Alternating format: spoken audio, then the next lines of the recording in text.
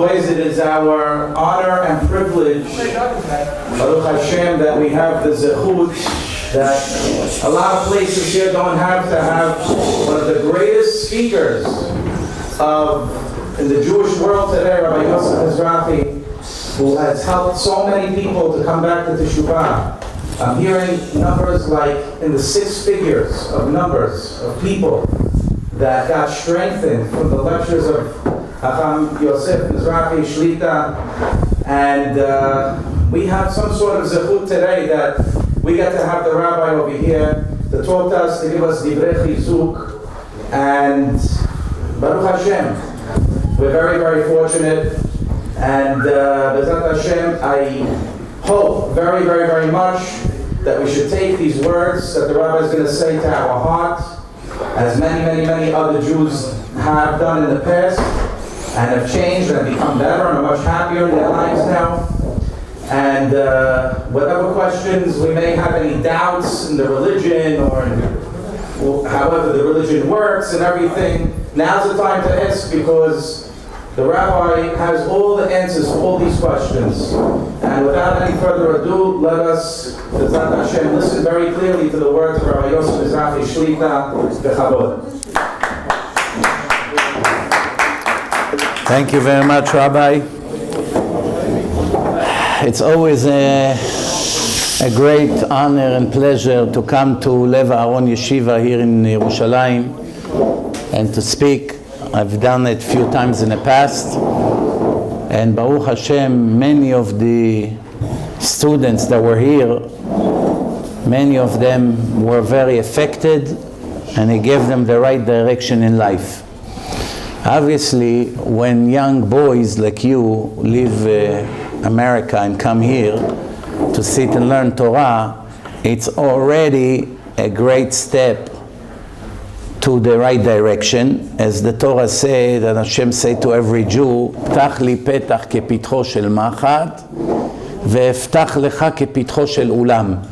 Open me a hole the size of a needle. Just make the first step, and I will open you a very wide size of a hole, large place. Meaning, if you make the first step to the right direction, then obviously you're going to see how I will open for you more and more opportunities. So when someone decides to leave whatever he does in New York or anywhere else and just come here and sit and grow in Torah and Yirat Shamayim, it's already a huge step forward, and it makes great impression in Shamayim. However, we all know that the first step is not enough. The question is, where are we heading? Where is the final destination? So we should know that the Gemara, the Chachamim says that bederech she'adam rotze lilech, molichim oto. There's a rule in life. One person decides to be lo alenu, wicked, rasha, to do horrible things, to behave like an animal. Who helps him to achieve his goals? Believe it or not, but it's Hashem. בדרך שהאדם רוצה ללך, מוליכים אותו. One decides to be a thief. Hashem directs him to people that needs to lose money, to steal from them. One decides to be a murderer. Hashem sends him to someone that's supposed to die. One decides to do all the horrible things. Hashem makes zivugim. The Gemara said that one Roman matronita, the Romans were here, they occupied Israel, they were the police, they were the army, they had a lot of fancy people here while we were under their control. She asked the Chachamim, since Hashem created the world, what is he doing since then? So he told her, since then Hashem is mezavek zivugim. He's a matchmaker. So she said, matchmaker? Well, I have 1,000 slaves and 1,000 female slaves. Come back next week, you see how I match all of them. After a week, one guy was missing an eye, one woman without a head. They kill each other. She said, oh, I didn't know it's so hard to be a matchmaker. Even today, קשה זיווגו של אדם כקריאת ים סוף. Do you know how hard it is to match a boy to a girl? You know how many things you have to consider and to investigate and to check and to remember, and hopefully it will work. And you need special siyata dishmaya in it. Some people, as much as they try, they cannot close one shidduch. And some people, it looks like they have no idea what they do, and they do good shidduchim eventually. Because in the end, it's Hashem. The question is this your job or not your job? If it's your job, you have siyata dishmaya. If it's not your job, you tried 5, 6 times, you realize it's not for me, you move on. But many people don't understand the answers of the Chachamim to this Roman lady. Hashem mezavek zivugim. It's not only husband and wife. That's a part of the matchmaking. It's between partners, it's between neighbors, it's between many, many things. Rabbi and a student, 2 chevrutas in Yeshiva. Every year Hashem mezavek zivugim. So when finally a person decides, I'm leaving everything and I come to Lev Aharon, so many boys came here in not such a high level. But after a year or 2 that were here, there's nothing to compare how they arrived and how they moved on with their life. Some of them have mamash wonderful families. Sometimes in Brooklyn, Syrian boys stop me in Flatbush, Bnei Torah. Remember me? You came to Lev Aharon, you gave a lecture, I was on my way to the wrong direction, and look what I became now. That gives you a lot of inspiration. But no one will do the job for you. Rabbi Laniado and all the other wonderful rabbis here, they will put their heart and efforts to do the right thing. But it's not in their hand. I will do everything I can to help, but it's not in my hand. In the end, im en anili mili. If I don't take care of my soul, no one will. Hashem will send the right people to help. But if a person doesn't want to receive help, how is it going to help? So first of all, a person has to remember what I just say. I am here to open for Hashem, to throw as much as blessing on my life. A person that sits and learns Torah seriously, that is here to learn, not to walk around in the streets of Jerusalem, seriously, wakes up for Shachrit, sits all day and learn, in an average day he can make 600,000 mitzvot. Like the Chafetz Chaim did a calculation, 1 hour of Torah, in every minute a person say 200 words, every word have in average 5 letters, that's 1,000 letters per minute, which each letter is like putting tefillin on. You know, when you put tefillin on, it's mitzvah from the Torah. On the hand, 1 mitzvah. The head, 2 mitzvot. Every morning, 2 mitzvot. Talit, 3 mitzvot d'oraita. It takes you 5 minutes. 3 mitzvot d'oraita takes 5 minutes. To put talit, to put the hand, to put the head. 3 minutes, let's say. 3 minutes. A minute per mitzvah. D'oraita. In 1 minute, 1,000 mitzvot of Torah. If people would understand the value of Torah, they would never miss a minute a day, from the minute they arrive here until the minute one day they go and get married. They would not miss a minute, because if you know you make $1 million a minute, would you sit outside for 15 minutes and waste time? Obviously not. Problems with us, some more, some less, that they still do not understand the value of the Torah. And the bigger problem is that by the time people will understand the value of the Torah, may be already too late for them. Maybe by then they'll be old, their brain will not be as sharp as now in your 20s. Maybe they will be married with lots of children and lots of parnasa issues. They don't have a peace of mind to learn. These days will not return. Even if you stay a learner for the rest of your life, you will still miss the years that you were 16, 17, 18, 19, 20, all these precious years that people were busy with lots of nonsense, and these years will not return. This is the years you establish yourself, you build yourself up. Plus, we know the Gemara in Masechet Sotah, Amud Bet, the Gemara say that מזווגים לו לאדם זיווג לפי מעשיו. אמר איש לקיש, מזווגים לו לאדם זיווג לפי מעשיו. When a person is bar mitzvah, There's about 7 years in average until he will get married. 7, 8 years. You know, these years basically are the most important in his entire life. Because a wife can build a house, or chas v'shalom can destroy a house. Isha bona, isha horeset. If he gets a kosher, modest, great, inspiring wife with yirat shamayim that pushes him always to the right direction, calm him down when he needs to be calm, and you know, she's keep pushing and she's a great mother to the children. 20, 30 years later, he's now in his 50s, he's starting to have grandkids. His family is a beautiful holy tribe. The wife is the reason for all of it. What got him such a wife? The ears right here, right? You see? You look around here, look at the tables, look at the Gemarot, Sifrei Musar, the rabbis around you. Right now you build your entire life, but not just your life. You build your eternity. Because remember, the purpose of this whole life is to go to the place when the neshama will be in the upper world, which is eternal, in the highest level of spiritual pleasure. Just like the Gemara says in Pirkei Avot, Yafa sha'a achat shel korat ruach ba'olam haba mikol chaye ha'olam hazeh.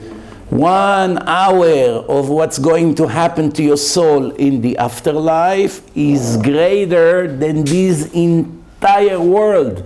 Not your world, the world of all the people combined, from Adam until the end of days. Multiply billions of people, 70, 80 years of life, full of any pleasure you can imagine, make a huge pile of pleasure, endless pile from here to the sun, will not be equal to 1 hour of the pleasure that the soul of every righteous Jew is going to have in the next world, and that's for eternity. So imagine, 1 hour is greater than any pleasure you have. You come here sometimes to Yerushalayim, you go here, you go there, you go to places that are not always kosher. When people ask you why you go there, come on, Rabbi, I want to make fun, I want to have fun, the American answer. I want to have fun. I mean, I'm learning, I'm steiging, I'm much better than 2 months ago, but I need something to feed my Yetzer Hara. That comes from ignorance, big ignorance. Why? Lack of knowledge is a big enemy. Somebody asks you, what's the biggest danger in your life? The answer is borut, ignorance. Because when you do not know certain things, you may act not knowing what you are doing and what's the consequences of your action. By the time you'll find out, it will be me'uvat lo yuchal litkon. It will be too late to fix. One example it is, you sit here and you're not serious. What do I care? I'm having fun. And then when the time comes for you to get married, what kind of a great high-level girl would like you? You're half a learner, half a clown. That's what you're gonna get, a girl that is half religious, half a clown. And girls like this is a big distraction in life. So if it won't end in divorce, it will end in a horrible marriage, which will be a nightmare every day for the next 20, 30 years, from the minute you stand under the chuppah. And then the children will be half a clowns as well. And they will hit your heart. And you're going to have to beg them to wake up at 11 for Shachrit, 3 hours after the end of Kriyat Shema. And they won't learn, and they won't care, and they will have this terrible, impure device. They will eat your heart from morning to night. And then you're going to come to the rabbi when your hair is white and say, my life is a nightmare. I just hate my life. I can't stand it. And if you had an opportunity then to ask Hashem, why all of that came to me? Why? The answer is, remember I brought you to the place, to Bet HaMikdash in Yerushalayim, to sit in front of the holy books, to save your soul, and you neglected it. You took it for granted. You didn't care. You cared about the nonsense out there in the street by the wicked people of Sodom. They attracted you. You imitated them in your haircut. You imitate them in your clothing. You imitate them in a slang. in slang. The Israelis have slangs here. Americans come here, very nice, gentle, with some class. All of a sudden, what? They speak like Arsim. You know what Arsim? One of them said, Rabbi, maybe I became an Ars, but I'm an Ars Kadosh. That's what Hashem expects from you. If you already arrived to the well, the purpose is to drink. If you already arrived here, grab as much as you can. I promise you from experience. Na raiti gam zakanti. I used to be in your age. These days will not return. Every day is endless in the value. And you will show Hashem you're serious. First of all, the most important thing, He will give you the opportunity to build a beautiful home. Who doesn't want a great wife? Who doesn't want a great, righteous, modest, classy, clean, without social media, without pictures everywhere, without speaking to guys before, clean, nice girl from a good family? You enjoy every second. You know she's yours and only yours. You know the children will always follow her path. But if you're gonna do what I described, you're gonna end up regretting it. And then it's not possible to change. Because by then you're already locked into a relationship with a woman that she's half a clown. You want to get rid of the clown in you, but it's too late. Because you're married already. What are you going to do? You have a kid or two. You know how many people wants to do tshuva, age 25, 27? They got tired of the nonsense. And by now the girl doesn't let. That's not what I signed for. I'm sorry. I want you to take me to Miami and to Cancun, and I want you to spend time with me in a mall. And let's spend some time in Amazon every day. Oof, you're too fanatic. How much Torah you learn? And listen, I mean, I like the religion, but I didn't want someone so fanatic. Now you're going to live with handcuffs. Handcuffs on your hands, handcuffs on your legs, and handcuffs on your heart. And believe me, it's a horrible frustration. You know what frustration you're going to have when you're going to be ripped between your future wife to Hashem. You want to come close to Hashem, and she doesn't let. Because mezavgim lo la'adam zivug lefi ma'asav. When you're 21 and you're real serious Baal Tshuva and serious in learning, then Hashem got you a great girl. And she wanted you because she see you dressed like a Jew, your haircut is normal. How much time? I mean, I've had guys in my house for Shabbat with those bloriot, you know. I offered them, some of them were broke. Not everyone comes from a rich family. Real broke. They didn't have $30 in their pocket. For the argument's sake, I always like to prove my point that they're willing to die and not to cut their hair off. So I say to him, listen, I'm willing to make a deal with you. On Motzi Shabbos, I'll cut off your hair, I'll give you $500. Broke. For him, it's like a year income. No, nothing to talk about. I say, listen, $1,000 I give you. What do you care? What do you care about the hair? I'm Shomer Shabbos, I'm this, I'm that. No, the hair, that's where the Sitra Achra sits. Sacrifice to Hashem. Let's see. You're willing to sacrifice? You know why Avraham Avinu is the most famous person in the world or in history? Together with David HaMelech and Moshe Rabbeinu and another 20, 30 people. Top list, VIP. Why? Because Avraham Avinu was willing to sacrifice the most important thing in his life that he waited so many years, 75 years he waited for that moment. Finally had a child. Finally raised him. Before he even got married, he's willing to slaughter him and give it back to Hashem. With no question asked. That's where Hashem told him, Ata yadati ki yireh Elokim ata. 9 times I tested you before, you jumped into the fire, the world wanted to kill you, you had so many things, you had to left your place, so many inconveniences. None of that made a huge impression on me. But one thing made a great impression on me. You know what?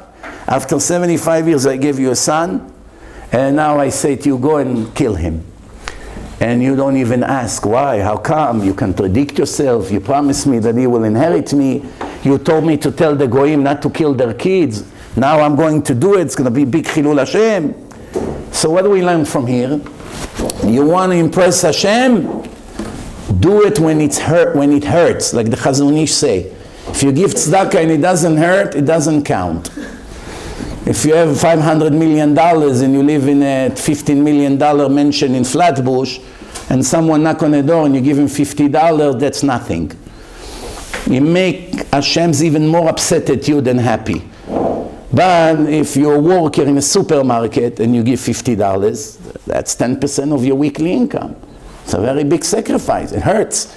To a billionaire, it doesn't hurt. 50, 100 people. You know those people in Purim? Hundreds of people come, they give each one $100. By the end of Purim, they get $50,000. They make it in an hour. So what's the sacrifice here? You wouldn't give 1 hour for poor people to have something to eat? You would. You don't feel that you're such righteous people, no? But the harder it is, the greater the reward and the sacrifices. Lefum tzara agra. The reward is based on the sacrifice and the pain.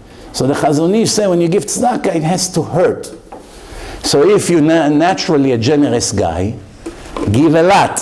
Even generous guys, at one point, it hurts. If you're very stingy, give above your ability, something that will really hurt. Same thing when learning Torah. If you go always to the easy thing to learn, that's not a sacrifice. There's no effort. If you break your head to understand the hard stuff and you repeat 50 times until you finally got it, that makes a big impression in Shammai. If it's hard for you to wake up in the morning and you decide that's it, from now on I will be one of the first 10 in Shachrit. It's no joke. If Chazal say it's a big blessing in life, I'll make it. And then the Satan, of course, is going to come and say to you, come on, Yosef, you don't have to be that fanatic. It's enough you arrive to Shachrit before Az Yashir Moshe. You don't miss the Baruch Hu. And if you're Kohen, you come before Birkat Kohanim, also good, Mizrachi Arabim. But if there is a trip now on Ben Azmanim and he has a flight to catch at 7, at 4 he's up. That's when Hashem will get you. Because you're going to have excuses. Hashem, you know how hard it is for me to wake up. In Brooklyn, I used to wake up at 11. Here I wake up at 8:30. It's a great progress. Aval, when there was a trip, or when there's something you're excited about, you couldn't sleep from the excitement. So why are you telling me it's hard for you to wake up? It's not hard. It just doesn't pay. Because I'm nothing to you. And the Torah is nothing. And the davening is nothing. If you would appreciate the opportunity for davening, you would be the first one there. I have an opportunity to speak to Hashem 1 hour every day, and I take it for granted. You know, I prayed somewhere in Shabbat. After the tefillah, over there they have, the rabbi since COVID doesn't show up anymore. So they took few members of the shul. Every Shabbat, someone else give a drasha. None of them is a rabbi, but you know, they prepare from certain books about the parasha. This Shabbat, there was one guy that got up on a stand, already angry. So right away from his body language, when they called him, so by the way he walked with his papers, I say, something is about to happen. I know body language. Seemed right away he's angry about something. So before he started his speech, he criticized the people there. Why? Few people immediately get up and go to the back room. Why? He's going to speak 15 minutes before Musaf. They will return for Musaf. Meaning we can care less about your speech. They hurt his ego. So he said, this is the last time I give a speech here. To prepare a lecture is a serious all means weight, burden for me. I sit, I prepare, and finally I come and people get up and leave.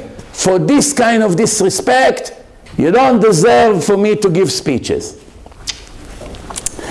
So I was thinking to myself about the words of King Solomon, המסיר אוזנו משמוע התורה, גם תפילתו תועבה, לא עלינו. Translation, someone who comes to pray, is good in praying. Comes and davens, very good. But when the speaker gets up to speak, immediately he runs out. It's time out for him. Break.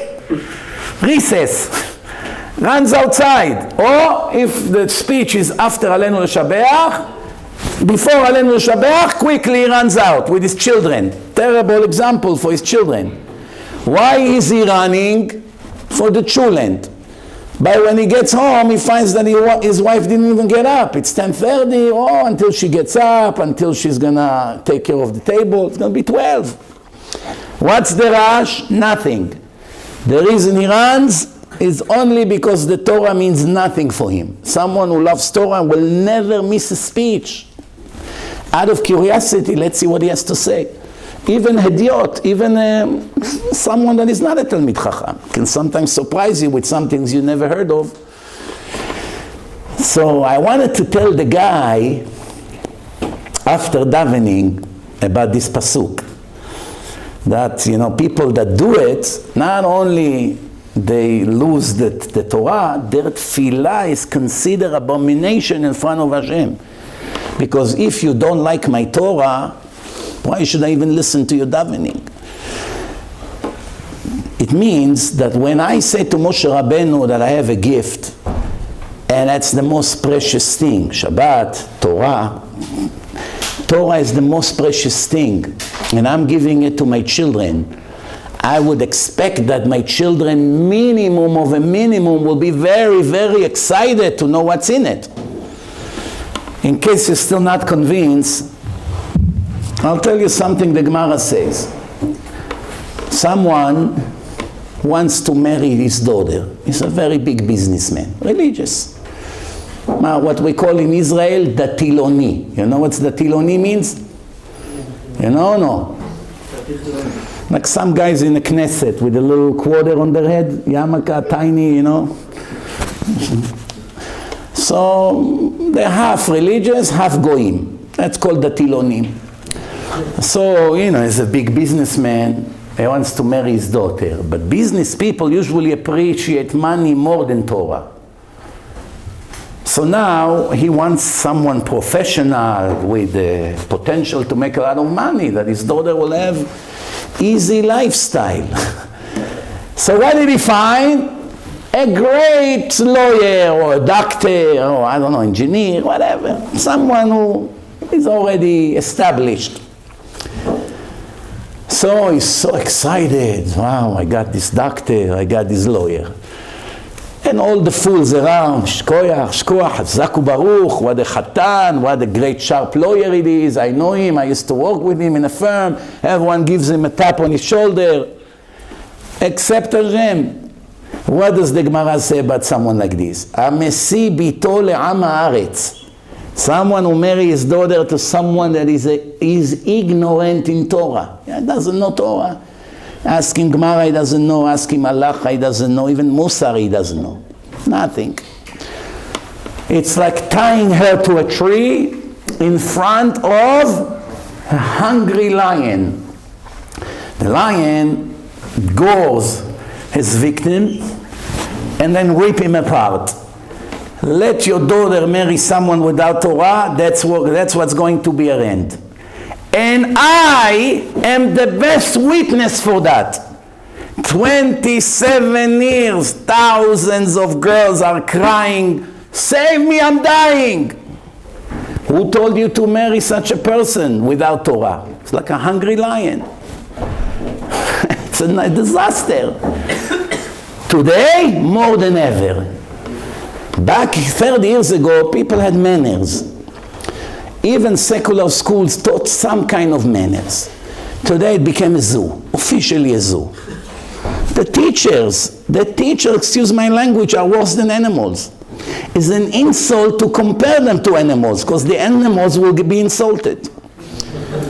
I don't want to tell you what kind of abomination they are and their lifestyle and the things they brag about. Do you know what's happening today in public school or in universities? You have to be not normal to even go there for 1 hour. It's mamash destroying the neshama. A guy from there to your daughter, it's the end of the world. But if a person comes, ben Torah, serious, wakes up in the morning, how he gets dressed, how he behaves, how he eats, how he make brachot, how everything is Hashem, emunah, confidence in Hashem, pure lifestyle, kosher phone, everything is, protected, filtered, or better not to have it at all. That shows discipline. That's a person that Hashem is proud of. The Gemara say there are 3 people that Hashem is very proud of. Every day they announce in the court of heaven, pay attention to my son, the hero, the righteous, the tzaddik.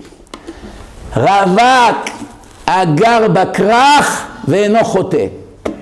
A single boy that lives in a large city, meaning lots of women, walks in the street and he watches his eyes. And he doesn't commit any sins, does not pogem babrit. In the court of heaven, they announce your name. Today, Ploni ben Ploni learned all day Torah, watched his eyes, did not watch anything stupid, not even sport. The Yetzer Hara obviously is a genius. He's a great salesman. How a salesman wants to sell you something? First, he has to get you into the store. So they put a big sign. There are certain things today you can get for free. So people are curious. They walk in and then they sell them the most expensive thing. That's how the Satan is. If the Satan is going to tell you while you're learning Gemara that he wants to show you a horrible, not modest movie from Hollywood, immediately your matzpun, your conscience, is going to beep. Shame on you. After all week you learn, you steig, you're going to go and ruin everything in a minute. So the Satan doesn't come in such a way. So there is playoffs. Playoffs. LeBron against Kerry. You know what I'm talking about. That's not good. That's not good. So what happened? 10 guys around the screen. Whoop, some crying, some jumping. What's in it for you? Why are you upset? Because you're stupid. Why are you happy? Because you're dumb. What's in it for you? Nothing. The Satan pulled you in. And then the commercials, and the women, and the hosts, and and then you lose the olam haba. They make tens of millions of dollars, and you get hurt. Terrible investment. Rabotai, when Chacham Ovadia was your age, they lived the entire family in one room. But not such a nice big room like this. Not even a quarter of this. There was no rooms. Today, you come to the houses, Monsey, Lakewood, Flatbush, 13 bedrooms. Each kid is debating, which room will I sleep in tonight? This one, the purple one, the yellow one. Where are you, Moishi? Oh, I stayed in the basement. Next day, where are you? I'm on the top in the attic. It's bored. Back then, there was no such luxury. So Raham Ovadia said when they actually mapped the floor, he would stand on a chair with the Gemara for half an hour. Because there's nowhere to hide. They move everything, they move the beds, they wash. So he stand on a chair and learn. Why? There's no other place to stand. How many people would say, oh great, I have half an hour break. Let me go sit outside, let me go play. Don't get me wrong. When you start, you need some sport to play or certain things or even to go eat something. It relaxes your Yetzer Hara. Better you put it in there than Chas Shalom in worse places. But the goal is to get rid of it. Because every minute counts and will not return. Tomorrow night, Erev Lag BaOmer, the Yortzeit of Rabbi Shimon Bar Yochai. If you ask, name the top 10 people that ever live on earth, Rabbi Shimon Bar Yochai will be one of them. You have Abraham, you have Yitzchak, you have Yaakov, you have Yosef, you have David, you have Rabbi Akiva, and you have Rabbi Shimon Bar Yochai, Rashbi. The level he reached is beyond humanity, beyond what human can reach. 13 years in a cave with angel teaching him all the secrets of life and the Kabbalah and all that. You know. Rashbi is a nitzotz. There's a spark of Moshe Rabbeinu in his neshama. And who was Moshe? Hevel. Hevel, that was murdered by Cain, returned back as Moshe Rabbeinu. Cain came back as Yitro, Jethro. But at the same time, Hashem split the soul of Cain into two bodies. One is Yitro, and the other one is the Egyptians that Moshe killed. Why? Mida keneged Mida. Cain killed Hevel. Hevel has to kill Cain, but in a kosher way. How you kill someone in a kosher way? There's only one way. That is about to kill a Jew, and you kill him first. Abba leorgecha, shkem leorgo, lo ta'amod al dam recha. So when Moshe killed the Egyptians, vayifen kovacho, vayar ki enish, vayach et hamitzri, vayach, he said the Shem HaMeforash, and he died. You may think that by now the story is end. The circle is finished. No, it's still going on. Cain murdered Hevel because he was jealous that Hevel has two twins, females, born with him, and he has only one. So now he has to give him a girl. So who is he going to give him? His daughter, Tzipora. So Yitro, which is Cain, giving Moshe Rabbeinu, which is Hevel, his daughter, Tzipora, and now I cover what I owe you. That's how the Ari HaKadosh explained. But if that's the case, why Moshe Rabbeinu, parts of his soul came back as Rashbi, Rabbi Shimon Bar Yochai, and what's mutual between Rashbi and Moshe Rabbeinu? Both of them reached the highest level of their life, of the history of the world, when they ran away for their life. Moshe ran from Paro after killing the Egyptian. He ran to Midian. That's when Hashem saw him in a burning bush and gave him the mission and sent him to save the Jewish nation. From that moment, Moshe was not the same, like until that moment. So, the connection with Hashem happened mainly after he ran away for his life. Same thing Rashbi.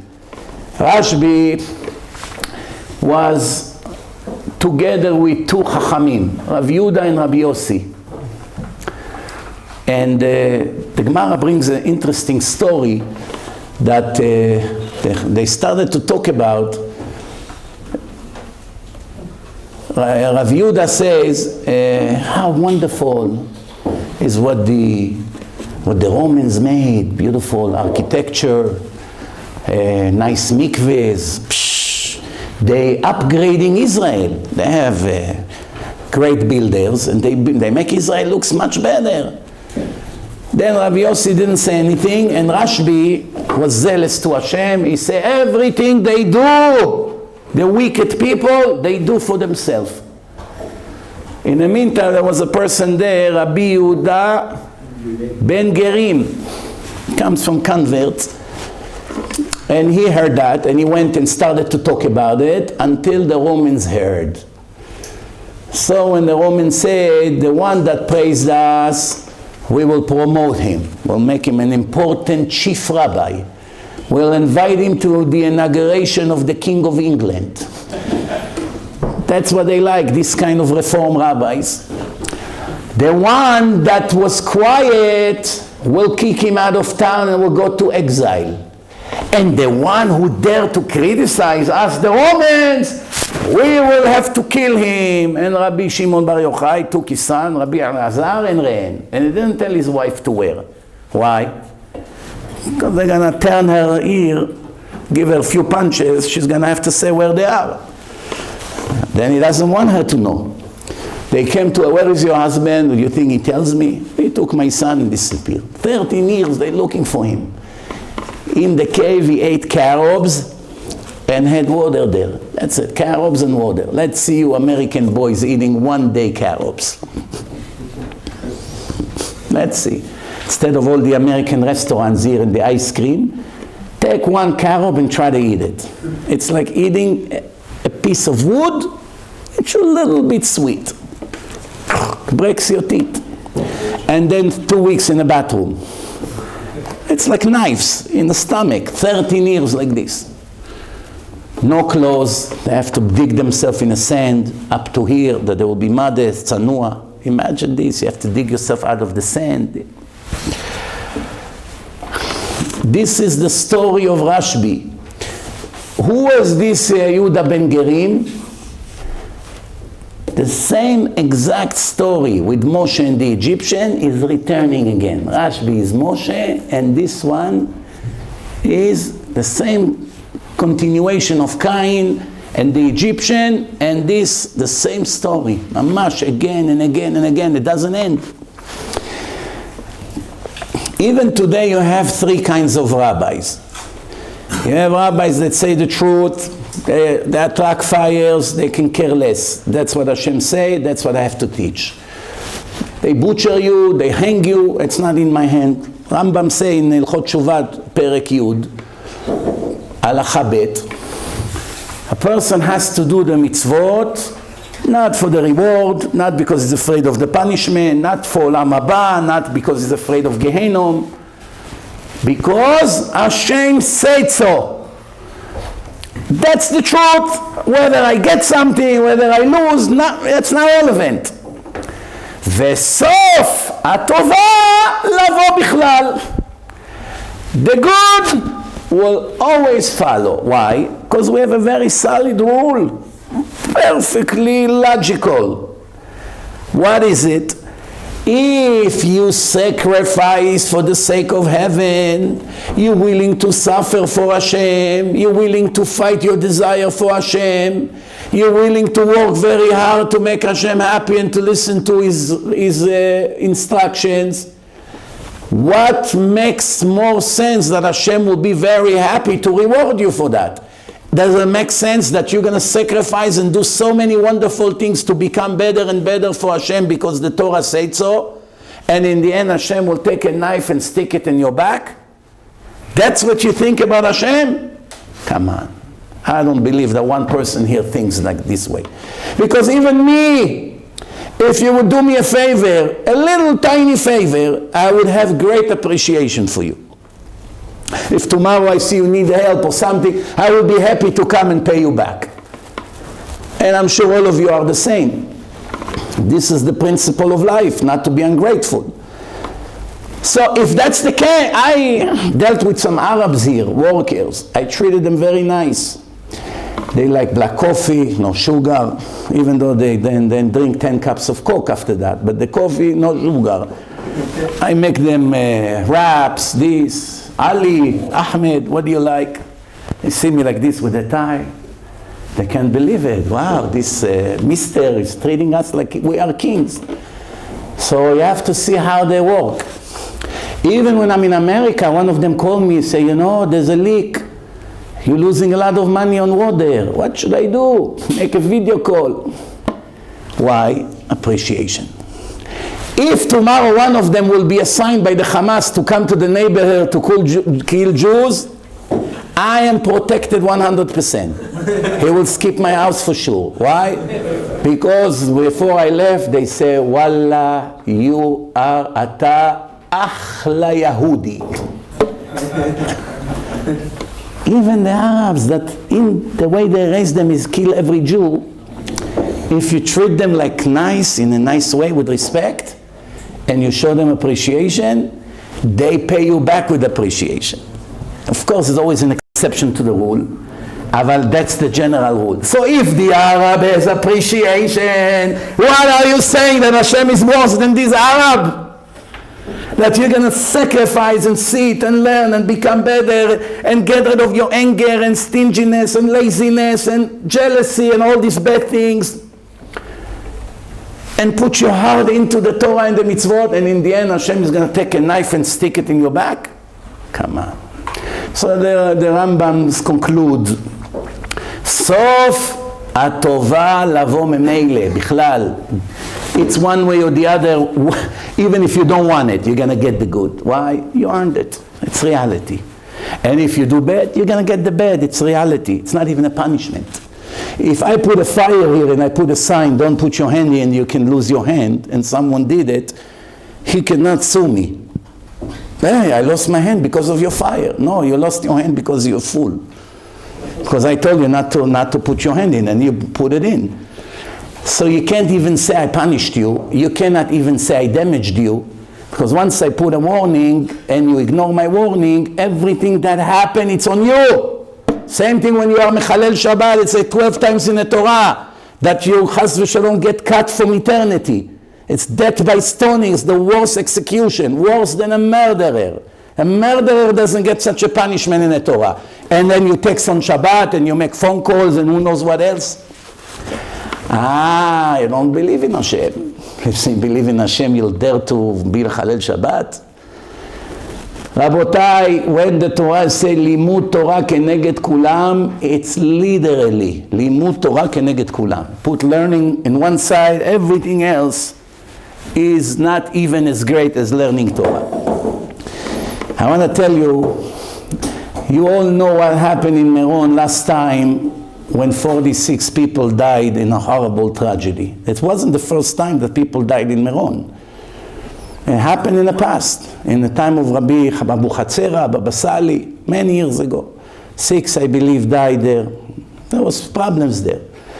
Few months ago, a boy disappeared there. There's all kinds of midat hadin. That night, I was asked by Mikdash Melech to give a speech. But they were all booked already to go to Meron. In the morning, I confirmed that I will come to speak at night, around 10, 11 at night. Many of the boys that were planning to go to Meron that night, they heard that I'm coming, they canceled the trip. The rabbi said, wow, very good, they're staying here instead of going to Meron. They're going to stay. I went there, I spoke 2 hours, we recorded it. Once I finished the lecture, we heard about the tragedy after midnight. I'm thinking to myself, we don't know, but imagine these 20 boys from the yeshiva would go there and Chas v'Shalom died. Maybe they got their life back just because they preferred to listen to 2 hours of Torah with strong words of Musar than to go on a nice trip and have fun. After all, why teenagers go to Meron? Because they are in love with Rashbi? Come on. They're in love with the trip and the barbecue or whatever else they're going to do over there. That's really the truth. If you go 1 billion times to Meron, 1 billion times, to lay on a grave of Rashbi and cry and read Tehillim, not for the barbecue and for the trip, for the sake of going to Kivrot Tzadikim, will not be equal to 1 hour you learn here in Yeshiva. No exaggeration. 1 hour in Shiur Gemara over here, 1 billion times to Meron cannot reach that level of achievement. Did you ever see Chacham Ben Zion Abba Shaul go there? Chacham Ovadia, Rav Chaim Kanievsky, Stipler, Rav Shach, any one of Gdolei Israel goes to Kivrot Tzadikim? If you happen to pass by, why not? I'm here already. Let's read few Pirkei Tehillim. B'zchut HaTzadik that is here, Hashem will have mercy on me and give me such and such. Tov, I'm here already, why not? Ignoring the grave is also disrespect. You're next to a grave of a Chacham, you might as well go 10 minutes, do what you have to do and finish. But to make it a way of life, that's the advice of the Satan. Atzat Satan. Why? The Satan is enjoying that you're going to go every day to Kivrot Tzadikim, as long as you don't sit and learn. Because Kivrot Tzadikim will not turn you into a holy person. But the Torah will turn you into a holy person, to a great davener. Dress like a Jew, not like a goy. Talk like a Jew, not like a goy. Allergic to all the garbage culture of the goyim. It takes time, but it will happen. Kadoshim tiyu ki kadosh ani. What's kadosh? Kadosh means muvdal. Muvdal, meaning separated from the nations. As long as you love what they do and what they enjoy from, that means the goyish negativity in you is still not out. It's the venom of the snake, the poison. So Rabotai, I know what I'm saying to you. Some of you may thinking, I'm not in this level. What is he talking about? Maybe it will take me years to be in this level. Okay, fair enough. But if you don't know the truth, how are you going to aim to get there? If you think, I'm great, I'm here, I'm learning a little bit, I'm showing up sometimes to daven, I walk in the street of Jerusalem, having fun, playing basketball, and I'm great. No, it's not enough. It's not enough for Hashem. It demands a lot more from you. Every one of you is a son of God. The Christians, 2 billion of them worship one Jew that was kicked out of Yeshiva, and he's the son of God. There was one rabbi in Lausanne, Rav Berkovich. He was also a chazan. He had an amazing sense of humor. So he asked one time, he came on December 24th. You know how the Goyim work half a day? Yeah. So how did he first get a visa to enter Switzerland? Lausanne, it's in Switzerland. It's the hardest place to become citizen. The hardest.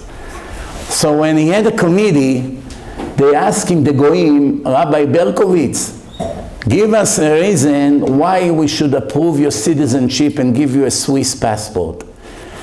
So listen to what he told them. He told them, let me ask you, all of you waiting for the day that JC would come and save you all, right? When he will finally show up in Lausanne one day, he's going to start talking and speaking in Hebrew. None of you will know what he wants from you. That's when I'm going to save you. You're going to need me to tell you what he says. They started to laugh, to make a French, Swiss people laugh. It's a very hard mission. They all laugh. Stamped the papers. Approve. He got into Lausanne. Now he's in the office with the Goyim. He comes to a Goy. He say to him, tonight, it's the happiest night for me in life. The Goyim celebrate Christmas. The Goy asked him, why? It's a Christian holiday, not a Jewish holiday. So exactly. How many times a year 2 billion Christians bow down to one Jew? On December 26th, that guy came to him and said, Rabbi, you ruined my entire Christmas. I went to the church and I'm thinking to myself, I'm worshiping a Jew?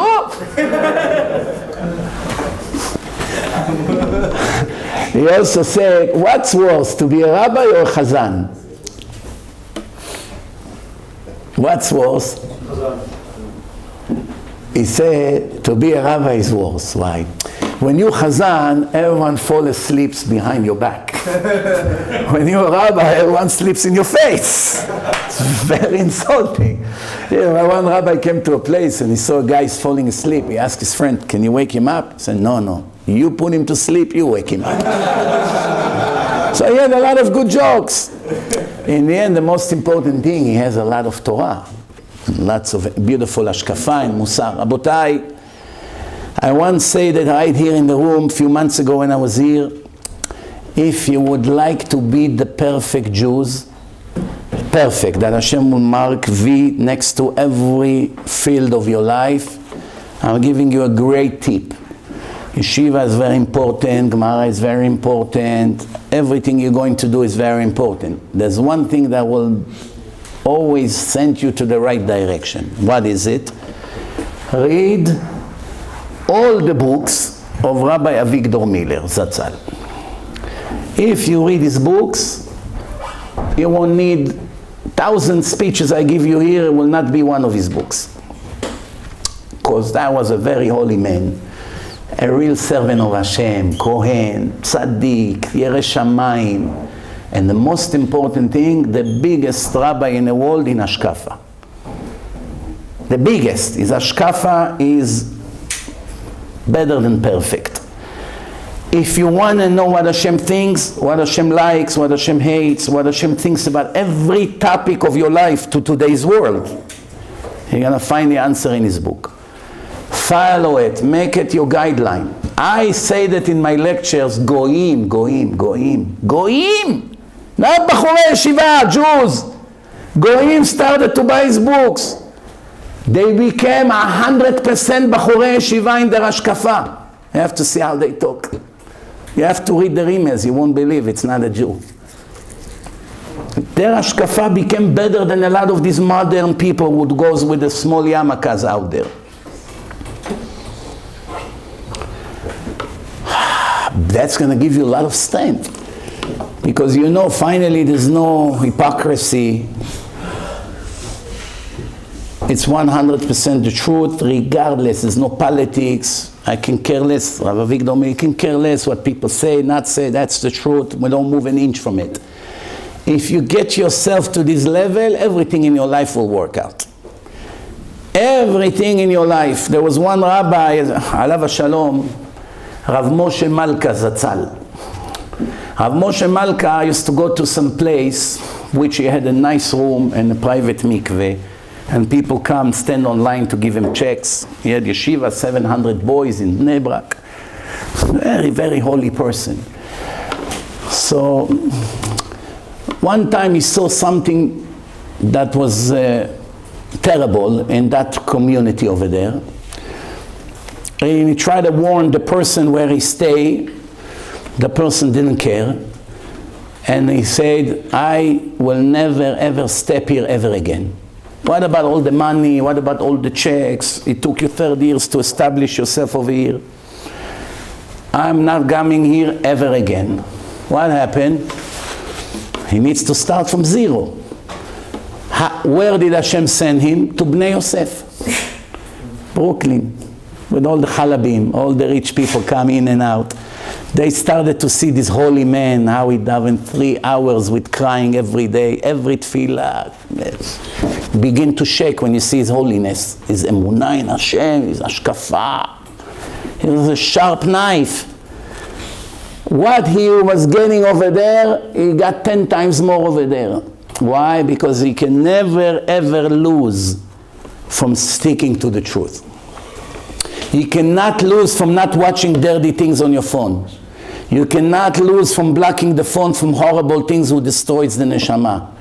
You cannot lose from sitting learning Torah while other people go to play or to do other things. You cannot lose. In the long run, it will pay off. This is what you have to talk to yourself every day. I can never lose from following the truth of Hashem.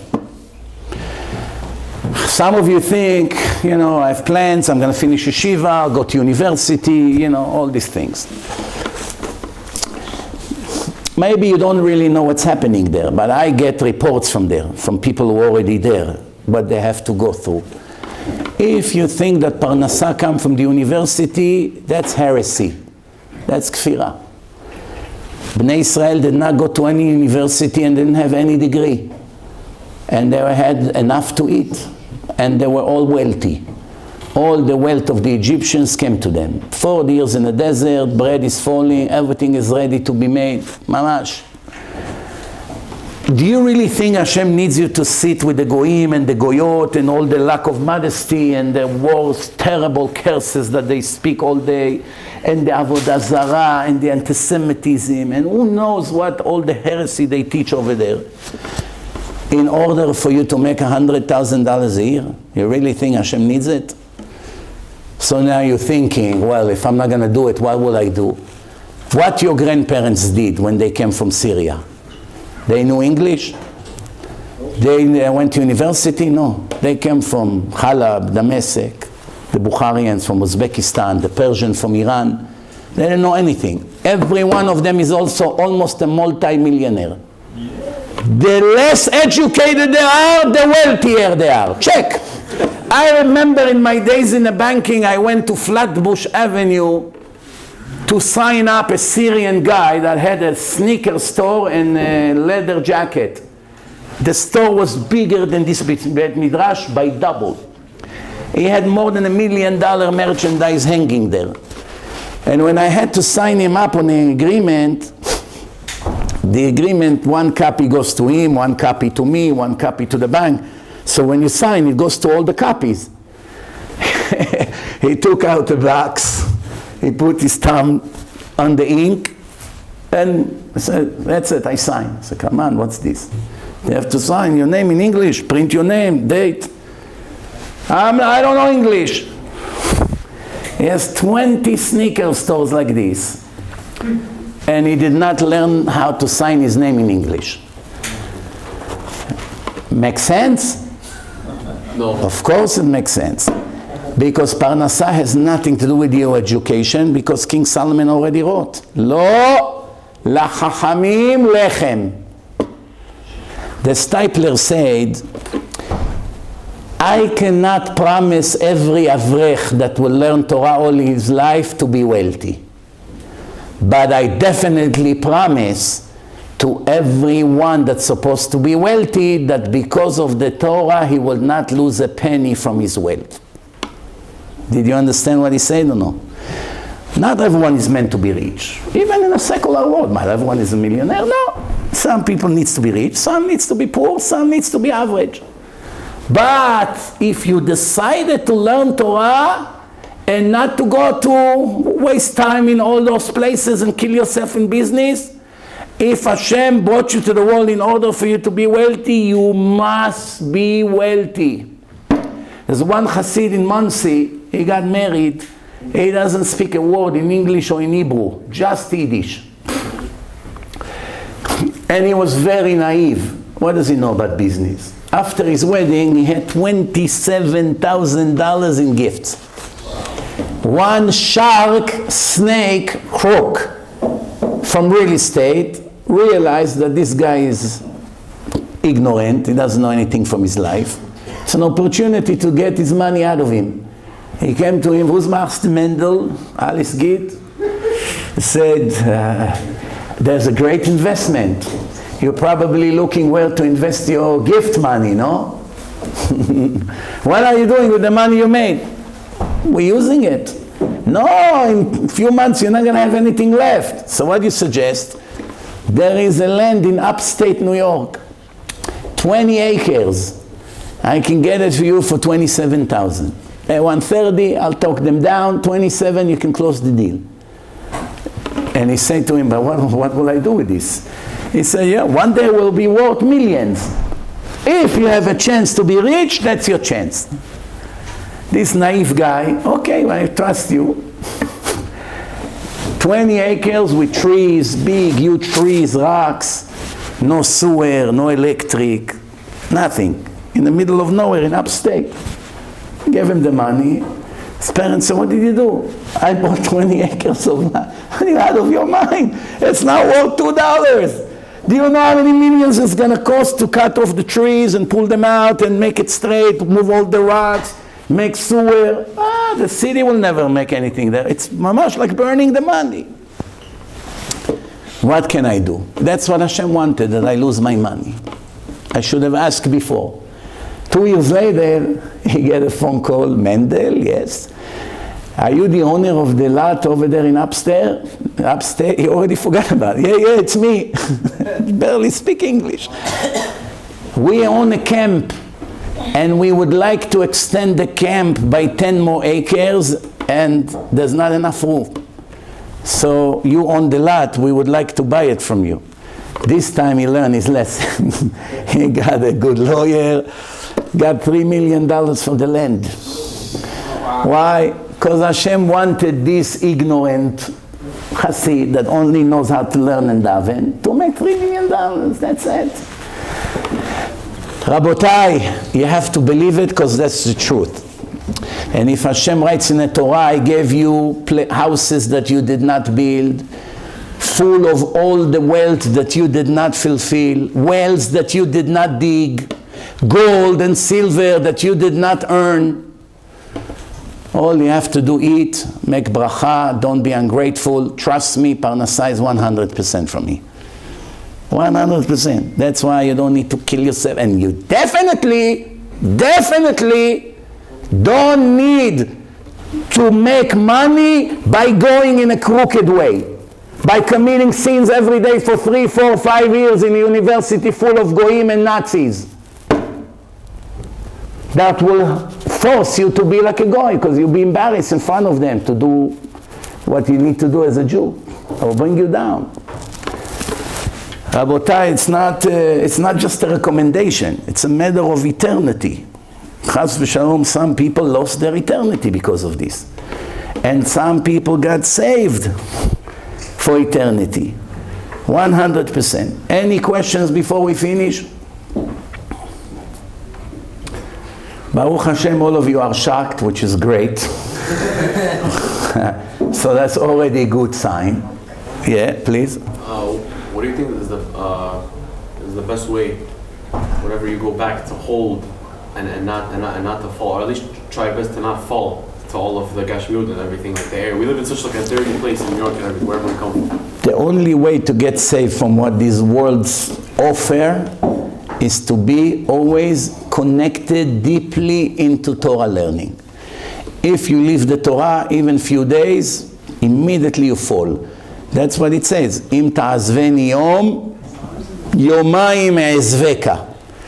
If you're going to leave my Torah for 1 day, you will feel my absence in your life for 2 days.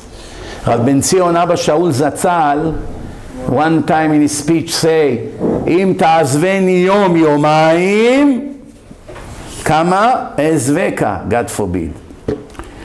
Change the order, of course, that was just to wake up the people. But the literal explanation, if ta'azveni yom, if you leave me 1 day, I'll leave you for 2. But Rav Ben Zion say, if you leave me for a day or 2, I would leave you for who knows how long. So remember, it's all midah keneged midah. If you're connected to Torah, even when you're in a car, you listen to a good drasha, halachot, something to inspire. You're in Yeshiva, whatever you do, it can never ever be that you're going to lose from it. Not in your health, not in your parnasa, not in the quality of wife you're going to get, not in the kind of children you're going to have. Impossible. The Torah and the sacrifice and not going to horrible places such as universities and other places of kfirah will benefit your neshama and your body. Guarantee. It may take time, you may have challenges, people make fun at you maybe the family will put pressure on you. We've been in this film, we know how it works. In a long run, nobody ever lost. Nobody ever lost. Some people become big rabbis. Some rabbis are very rich. They made a list here in Israel of the 10 richest rabbis. There's one rabbi that has 1.4 billion shekel in his bank account available. What does he do? Avrech. Avrech. יושב ולומד. Imagine how many infatuations he have. Let me do this, let me sit and learn. There's many others. The Torah is their life. Yes. A lot of times we hear from the boys that the parents are very against them coming back for a second year, for another zman, and they have a very big challenge how to deal with the parents, and we want to know maybe some advice from the rabbi. How should one talk to his parents if he really wants to come back next year when they're against them? I tell you from experience that American kids are the best in getting everything they want from their parents. So if they really want to come, it will take 10 minutes to convince their parents. Just like they did 1,000,000 times before. The only difference is that maybe they take the parents' pressure as an excuse not to come back because they themselves have Yetzer Hara not to come back. But if they decide to come back, they'll manage with their parents. They will. You know, I had a woman, she told me I'm Shomer Shabbat for 3 years. And my husband refused to be Shomer Shabbat. I told her, it's your fault. My fault? I'm coming to cry to you that I'm begging him to be Shomer Shabbat. I said, it's your fault 100%. Everything you need from your husband, you know how to get. If you wanted him to keep Shabbat, he would keep Shabbat. No, but I'm talking to him, I'm begging him, I'm asking, I even cried once. Oh, only once. That's the problem. Next time he's about to start his car and get out of the driveway, lay down on the driveway behind the car. So you want to get out of the house on Shabbat, you have to go to drive over my body. He's going to try to pull you off, scream, cry, make a scene in the neighborhood. I'm embarrassed. I say, well, you want to save the neshama of your husband? Get 10 minutes embarrassment, so what? Scream, no, Hashem, help! After that, he won't ever do it again. He will see that it's really important for you. And believe it or not, she did it, and right away she said, that's it, Baruch Hashem. I didn't have to be that dramatic. As soon as I say, you know what, if you leave, I'm going to lay down on the floor. Okay, calm down, finish. Shomer Shabbat. So you tell your parents, listen, you want me to be happy or you want me to be depressed? I'm happy. I'm learning Torah, I'm building myself, I'm curing all my problems, my trauma from the past, my abuse from the past. The Torah heals everything. They'll get along with that. And then you don't have to tell them you go for another year. You tell them 3 more months, and then 2 more months, and then 3 more months until you be 60. That's how I speak more than 3 hours every Tuesday in Flatbush. How do you think people sit 3.5 hours in my speeches? Sit like this, 3.5 hours. Every half an hour I say, okay, the last thing for today and we'll be done. So they get stressed. Oh, finally, 10 more minutes. And then I speak another 50 minutes. Okay, one little tiny thing and we're done. Another 50 minutes. So sometimes they already laugh.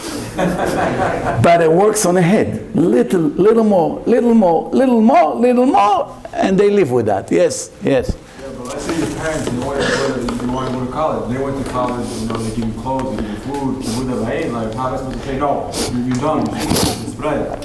Who comes first, your parents or Hashem? Hashem. Okay. Now let's, wait. It's mitzvah to respect the parents in everything, except when they tell you, commend you, or advise you to do anything against Hashem's will. That's the rule. Now between me and you, you're a clever guy. If we would call Hashem right now here to Lev Aharon to speak to every one of us, and every one of you, Hashem, I want to go to a college full of goyot, full of goyim who curse every other word and smoke grass and play all kinds of horrible music, and it's mamash a prostitution place. In order for me one day to be a pharmacist, do you really think Hashem will get along with the plan? Or he will be extremely petrified just from the option. So we know the truth, so who are we lying to? You need me to tell you the truth, you cannot figure it out yourself. You see, in the 70s, university were not as bad as now. There was no heresy there, lots of them were Christians, so Christian, they don't teach about abomination, it's allowed, and liberalism, and the rest of the garbage that they teach today. It wasn't as bad. And the women were more modest, and people had more dignity. So it wasn't as critical. Today, it's mamash pikuach nefesh of the neshama. No doubt whatsoever. Pikuach nefesh. Every person that goes to college destroys the neshama with no exception to the rule. Guarantee. Even if you're the biggest matmid and you finish the shas. 2 months over there with the goyim and you see how you look. One of the ways, you have to focus very much on how you dress. Don't walk on the street with shorts, with all kinds of goyish shirts, t-shirts. Pay attention to how you dress. You represent the Kadosh Baruch Hu on the street. Don't dress like an Arab worker over here. That's not what Hashem wants. Hashem wants you to be Ben Torah. Tzitzit, you put it out. You want to put it in, put it in. Tzitzit, white shirt, when you daven, jacket, hat. Even though hat, between you and me, what's a hat? It's not, but the world accepted it. You and I can think it's stupid, it doesn't matter, it's not relevant. I surrender my Yetzer Hara to this stupid hat every day. Especially someone like me who boils. And that just make me sweat non-stop. But everyone wear it, I cancel my own opinion. Lo poresh min hatzibur. People daven with hats and jackets, do the same. You'll be shocked how much it will help you from inside to change. The external appearance change the internal appearance. When you come with slippers and to davening like this, you're doing a favor, you showed up, your davening look, how. But you come serious and you dress serious, and davening is big deal for you, everything you talk to Hashem express goes, because Hashem is going to be so impressed by the way you are. Because remember, Hashem knows how difficult it is for you. He knows from your culture, from where you come from the community. Some of you probably were sitting on a beach on Deal a few years ago over there, Hashem Yirachem. And now, Baruch Hashem, you came to a holy place. And Hashem is very impressed. But if you do it, why not to do it in a perfect way? Why not? Why 70%? Why 60%? You're already here. Do it 100% right. Show Hashem, here I'm getting rid of the stupid hair. I'm going to get rid of the stupid clothing. I'm going to put filter on my phone. I won't do chas v'shalom something to upset you. And while I'm learning, I'm going to make notes. I'm going to record. I'm going to go over it. I won't waste time. And definitely won't go to places here in Yerushalayim where all the chilonim there, because that's definitely not going to help. More questions? Over there, yes. Yeah, if a person needs to go to work, right, whatever it is, whatever the case may be, what's considered ishtadlut? Like how many hours a day or whatever? That's a very good question. Everybody asks this question, basically. How much ishtadlut I have to make, how much efforts I have to make a living? The answer, it's a mathematical formula. This is how it works. The more you count on Hashem and have confidence in Him, the less efforts you have to put in making money. Now you may ask, but how do I know to rate myself from 0 to 100? How do I know what percentage I am in confidence in Hashem? So the answer is, if you worry about the future, you worry, how will I get married? How will I buy a house? How will I buy a ring to my future wife? How will I buy a car? How will I support children? How? That means you have almost zero emunah in Hashem. Zero confidence in Hashem. So what's the solution? Chovot HaLevavot. There's a lot of great books about confidence in Hashem and emunah, and you have plenty of them in English as well.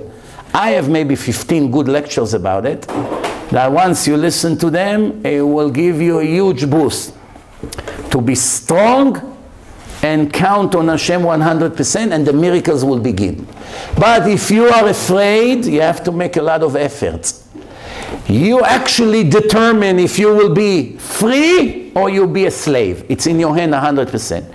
And I'll give you a mashal, you get it. One poor man did not eat for 2 days. He's about to faint. He's looking now for someone to give him food. He saw a nice mansion with a big mezuzah. He knocked on the door. The rich man opened the door. Can you feed me? I'm dying. I will give you a meal that you never saw in your life. But I'm a businessman. I give nothing for free. I need you to work for me 2-3 hours and I'll give you the meal. You can eat as much as you want. What do I have to do? Clean my garage. Take everything from the shelves, clean the dust, put everything on. 2-3 hours and you're done. The poor man say, before I'll die, I might as well do it. Who knows if someone else will give me food? He cleans everything, put everything back. He comes back to the rich man. Here, I finished. He looks around. Wow, you did a good job. Tov. You see the house across the street? Open the door and the meal is waiting for you. The poor man is thinking, maybe he's a crook. As soon as I woke up, he locked the door. I work for nothing. What can he do? He goes quickly across the street, open the door. Did he find food or no? No. Yeah. Unbelievable food. Soups, meat, fish, desserts, fruits, vegetables. Enough for 20 people. Quickly he eats. 2 days he didn't eat. Puts in his pocket, put under his kippah, everywhere, in his underarm. He has to leave now, but he tries to grab as much as he can. Just when he's about to leave, there was someone upstairs watching him the entire time. He didn't see. He said to him, you know, I've seen a lot of ungrateful people in my life, but someone like you, I've never seen. Why? You ate here for an hour, and you're about to leave without saying thank you? Tell me, you're doing me any favor? I work like a slave 3 hours for this meal. You work for 3 hours? Who knows you? It's the first time I see you. So I walked across the street. The crook took advantage on you. We have nothing to do with him. This is Bet Tamchui. We feed poor people for free every day. Wow. So you mean I could have just walked in and eat and without walking? Yeah, he took advantage on you. That's the mashal, the parable. What's the nimshal? The poor person is every one of us. The rich one across the street is the Satan, the Yetzer Hara. The place where the food was ready, it's the world. And the one upstairs is HaKadosh Baruch Hu. Now let's understand the story. A person thinking, I'm hungry, I need parnasa. How will I have money? Immediately the Satan shows up, the rich man from the story. You have to work. If you don't work, how are you going to survive? Okay, I work. Here you go. 3 hours work and you make money. So you go and work. And then you come, you get, your parnasa. And then Hashem say to you, what? You don't even say thank you that I'm giving you this parnasa? When I work very hard for it. Because you're a fool. Who told you to work? You will get from me anyway. All you have to do is to trust me and have confidence that I feed you. That's it. Once you have this confidence, you don't ever have to worry. The Chazon Ish had a rule in his life. He always try once and one more time. That's it. If you try something and don't work out, let's say he wants to meet, a rich guy to give money to the yeshiva or whatever, the rich guy didn't show up. He will try maximum second time. If second time did not work, he will never try for the third time. Why? Hashem knows. I try once, okay. Second time, if it didn't work, I'm never going to try a third time. One person told me, that's very foolish. I'm a salesman. Do you know how many times I have to beg the customer until in the end he surrenders and he buys the loan? I sign him up. At least 10 times I drive him crazy. Look how many texts back and forth. He's cursing me, throwing me out, threatening me. Don't ever dare to call me. A month later I come back. In the end I sign him up. If I was like the Chazon Ish, I would not close one deal in cash advance. One deal. So who's right, the guy or the Chazon Ish? The guy has a point.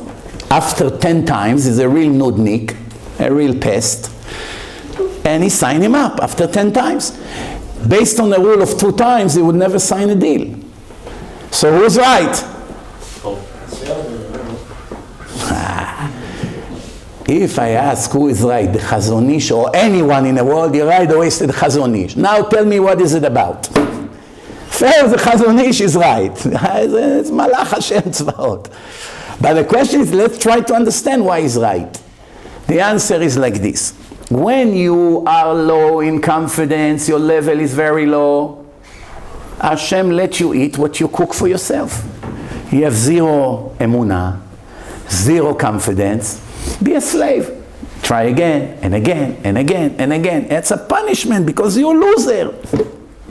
But if you know everything is for me, one time you tried, after the second time, you got the point. Hashem, if you wanted it to be mine, it will be mine. I tried once, maximum second time. Didn't work out. That means for the next time when Hashem wants you to have something, He knows He has to perform in maximum 2 attempts. He won't have a third chance. So if Hashem wants you to have something, He can give it to you first shot, maximum second shot. But if He knows you have low confidence and you mamash believe in your efforts, He puts you in the hand of your stupidity. בדרך שאדם רוצה ללך, מוליכים אותו. You want to be a slave? You'll be a slave. You want to make your money through academic education? You go and you do it there. On the expense of losing your olam haba and your neshama. So, isn't it a shame? Imagine a person come after 7 years of working as a doctor. And Hashem said to him, you made $30 million profit as a doctor. Very nice. What about if I tell you you would make just as much if you would sit and learn Torah all your life? How? An avrech makes $500,000 a year? You don't trust me that I have my ways? How much money people can make in a way you never believe? You walk in the street, a car hit your leg. Hashem paid you for something that you did 2 years ago, walking with your legs to Ben Yehuda Street. 2 years later, the punishment came. So now you walk, oh, I'm suffering, I can't walk up, help me out. You have 3-4 months of suffering, 1.5 million insurance money. You put it in a bank, 5% interest on 1.5 million. You have a beautiful income. While you sit and learn Torah every day, 500, 700, 1,000. It's revolving. It's growing. There's many ways to make money, Rabotai. One guy came to get married, and he has nothing. So he came to the future in-laws. They want to interview him. So what are you going to do after you get married to my daughter? Nothing. I want to learn Torah. Okay, everyone wants to learn Torah. I also learned Daf Yomi. אבל פרנסה. You don't want to teach, maybe you want to do tzitziot, like here, like the guy over there is making tzitziot, maybe you make some money out of it. Maybe you'll be a sofer, you write sifrei Torah, mezuzot. Make parnasa, no? No. I want to learn Torah and teach Torah. So how are you going to buy a car? Hashem Yazor. How are you going to buy my daughter a ring? Hashem Yazor. How are you going to have money for the rent at least? Hashem Yazor. He said to his wife, Sarah, I didn't know my name is Hashem. Hashem Yazor. But that was a joke, but this joke actually happened in reality. Next to where I live in Monsey, there's a big Ashkenazi tzaddik, Talmid Chacham, tzaddik Yesod Olam. Eved Hashem, like in the books. You know how you read in the books about the tzaddikim? Baruch Hashem, we still have. Lo Alman Israel. When he was young, they set him up with a shidduch. He was mamash ben Torah amiti. Everybody knew he's going to be a big Rav one day. So those Talmidei Chachamim, they usually get the daughter of the Gvir. So the Gvir asked him, what are you going to do for a living? He said, I want to teach and learn Torah all my life. Nothing else. You don't want to do this, you don't want... No, nothing. Just Torah all my life. The next day, the Gvir comes to his friend, another Gvir. You're not going to believe this chutzpah guy. I asked him, what are you going to do for a living? Of course, we're going to help, we're going to give a lot of money. But don't you want to do something yourself? He said, no, I only want to learn and teach. Can you believe it? He's not even telling me, yeah, of course, I'm going to try, I'm going to make some efforts. Nothing. In my face. You pay all my bills. So the Gvir, the other one, said, who is this chatzuf? Who has such chutzpah in these days? What's his name? His name is such and such. Right away, the other Gvir ran. Where is he? You, come here. I also have a daughter. If you like her, everything you ask from the other guy, I give you double. Never have to worry about money. When they got married, unbelievable family. Not only is a huge Talmid Chacham that hundreds of people walk an hour with their Streimel in 95 degrees, 100% humidity to hear him on Shabbos. Every morning 20 people waiting online next to his room to get checks. כל המקיים תורה מעוני, סופו לקיימה מאושר. כל המקיים תורה מעוני. עכשיו, now, רבותיי, I'm going to tell you a story and we finish here. I know some of you will not take off their long hair for any amount of money. You're not alone. I know the hair is a big Yetzer Hara. But you don't know that the sitra achra, the Satan, the judgment in your life is because of the hair. The Zohar says horrible things about men with long hair. I don't want to scare you too much, but I'm going to tell you a story. I used to give a speech every Monday night in Brooklyn, in Flatbush, in the Israeli house. It was sponsored by Volson, the Volson family. Everyone who comes to New York and wants to live somewhere for free, with food, refrigerator, beds, everything, 3 floors, private home. You can live for free in one condition. You have to attend the night shiur from 8 to 10. That's it. You can do whatever you want, go to work, make money. 8 to 10, you have to participate in a shiur. And every night is a different rabbi. Monday night was me. Now every Monday I come, there's new faces. Some of them were already sent to the yeshiva. That was the whole thing. 2 or 3 lectures, send them to Monsi, Baruch Hashem, they become Bnei Torah. I come to the place, I see 2 Israeli guys. One with afro like this, Oren Suissa. And the other one, long hair in the back, like this, very long. I see long hair, it's like a radar. Toot, toot, toot, toot. I said, tonight we're going to speak about long hair for men. Right away. Remember, there are 2-3 days there. Chilonim legamre, complete secular. I begin to speak from 8 o'clock. They have to stand until 10 to stay. 10 they can get up and leave. Rabotai, 3 hours, it's 11 already. Fighting, arguing. Talk to us about this, talk to us. Why nafalta alenu al hair? I said, I gotta get these guys together, have a haircut. 11 o'clock at night, I look at the door. Who walks in? The most famous barber in Brooklyn, Gil Nachman. King's Highway has a barber shop, Gil and Lior. Everybody takes haircut by them, all the young guys, professional. He walks in with haircut machine and Caesar is holding him in his hand. Hi Rabbi, Ma nishma Gili, what are you doing here at 11 o'clock? I heard you give a lecture here, I came to say hi. I said, but why are you having this haircut machine and this at 11 o'clock at night in your hands?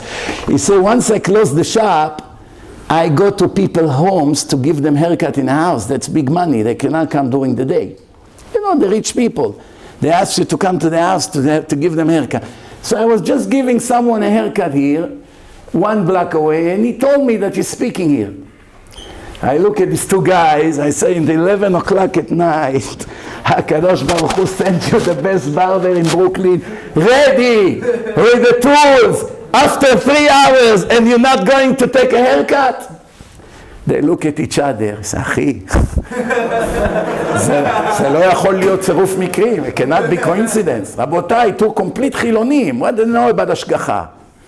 But even they got the point. אחי, זה לא יכול להיות צירוף מקרים, it cannot be coincidence. So okay, עכשיו this guy, oh, you know how many years it took me to grow this hair? He went into the shower, רבותיי, זה גילי, תוריד לו הכל. As I'm speaking to the other guy, Yossi, I hear from the shower, no! Like this for 20 seconds. I got scared. The guy came out, how did I agree? His hand became like a tennis ball. It was like a watermelon, it became a tennis. Oh my God. I said to the other guy, Yalla, your turn. As I finished with both of them took haircuts. This guy, wow, it took me years. You have to see how he cried for the hair. Then I said to the other guy, Yossi, I want you to come to the yeshiva. Come for a few days. See how it is. No, I'm working in Eagle Bakery in Borough Park. I work there, I have to be there in the morning. He said, don't worry, I know Yossi Eagle, the owner. First thing in the morning, I call him, I tell him I kidnap you to the yeshiva. He will be very happy. No, but I have other things to do. I'm not ready to come to yeshiva. I'll come Sunday. Now remember, it's Monday night. I said to him, by Sunday you won't remember what took place here. If you don't make a decision now, nothing will happen in 6 days. No, I give you my word. Sunday I will come. I asked him, how much money you have in your wallet? He said, why? I said, check. He opened the wallet, $200. This was almost 20 years ago. $200 was like $600 today. $200. I said, give me the money as collateral, security. If you show up on Sunday, as soon as you walk into the yeshiva, I hand you the $200. If you don't come, I put it in the tzedakah box of the yeshiva. He said, wow, I worked three days for this $200 in a bakery. 3 days. By the oven, in the heat. I said, what do you care? You promised that you're coming anyway, no? No, your money is secure, don't worry. He gave me the money. Sunday, I sit in yeshiva 9, 10, 11, 1 o'clock, lunch break. Me and my chavruta were still there. 1:30, both of them walks in with the bags. Right away I got up, quickly I took the $200. I said, כל הכבוד, here. He looks at me, he said, אתה יודע למה אני פה? You know why I'm here? For this $200. I sweat 3 days for that. רבותיי, they sat in yeshiva for a few months. 2 extraordinary sharp brains like this you don't find. Unbelievable. After a few months, the rabbi say, you deserve to go to one of the best yeshivot in Israel. Send them to Kaf HaChaim, Rav Sofer here in Bukhari, in neighborhood here. They became big Talmidei Chachamim. I forgot about them. Years went by. 2 or 3 years ago, I got to give a speech in Kiryat Motzkin, in Haifa over there. 500 people in the audience, there's a big stage. I'm on the stage, and I tell the audience the story. As I tell them the story, I see one guy with the black hat. He picked up his head. I said, wow, that's the guy with the afro. I can't believe he's here. What are the odds? I said, Rabotai, you're not going to believe what just happened. What? The guy with the tennis ball is right here. If he would agree to come to the stage, that would be wonderful. Right the way he got up. You have it on video. This, you have to see this. He got up on the stage, everyone clapped. I said to him, no, איזה יופי, בן תורה. Yalla, give them as a speech. 25 minutes he spoke. You know Rav Meir Eliyahu? Like a machine gun.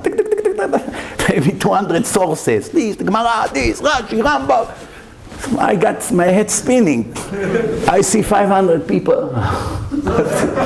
רבותיי, ראיתם מה הוא היה, מה הוא נהיה?